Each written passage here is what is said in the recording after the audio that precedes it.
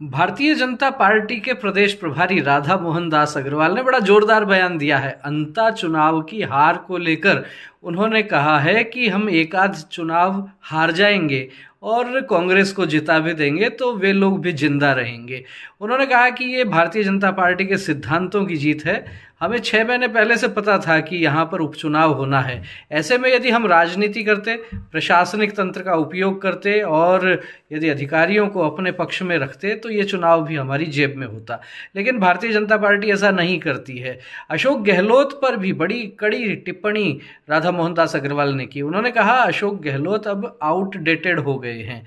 साथ ही साथ उन्होंने कहा कि अशोक गहलोत के बयानों का कोई मतलब नहीं है। अच्छा होगा वे बिहार जाएं और उनके बिहार में जो कांग्रेस पार्टी के 6 विधायक बने हैं, 6 लोग जो जीतकर विधायक बने हैं, उनको बांध कर रखें, क्योंकि सुनने में यह आ रहा है कि वे 6 विधायक भी जेडीयू ज्वाइन करने वाले हैं। अपने आप में बड़ी बात कह दी है राधा मोहन दास अग्रवाल ने, और अशोक गहलोत को बिहार जाने के लिए भी उन्होंने सलाह दे दी है। उन्होंने कहा कि जो लोग कहते हैं प्रधानमंत्री नरेंद्र मोदी की बातों के लिए कि वे जुमलेबाजी करते हैं, वे ये समझ लें कि प्रधानमंत्री नरेंद्र मोदी के बोल और जनता का मन ये मिल चुका है। और इसीलिए पिछले दिनों जो है भारतीय जनता पार्टी दिल्ली का चुनाव जीत चुकी है, हरियाणा का चुनाव जीत चुकी है, अभी बिहार का चुनाव जीत चुकी है और महाराष्ट्र में भी चुनाव जीत चुकी है। तो प्रधानमंत्री नरेंद्र मोदी के बोल ये जनता के मन तक बैठ गए हैं। उनका कमाल है।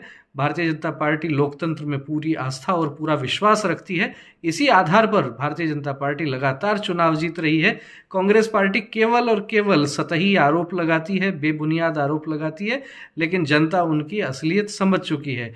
और राधा मोहन दास अग्रवाल ने फिर से ये कहा कि हम एक आध चुनाव हार जाते हैं, कोई खास बात नहीं है। अंता उपचुनाव में उनकी भूमिका पर भी वे बोले कि यहाँ पूर्व मुख्यमंत्री, वर्तमान मुख्यमंत्री ये सब लगे हुए थे। राजनीतिक जीवन में हार जीत चलती रहती है, और जब पूरी पार्टी पूर्व मुख्यमंत्री, वर्तमान मुख्यमंत्री के साथ एकजुट होकर यहाँ लगी हुई थी तो उनके लिए कोई बहुत बड़ा काम यहाँ नहीं था, क्योंकि केवल एक विधानसभा क्षेत्र का ही तो चुनाव था। पार्टी ने पूरी तैयारी से लड़ा, हार गए कोई बात नहीं, विरोधी कांग्रेस पार्टी जीत गई तो वे भी इस जीत के बहाने जिंदा रह लेंगे।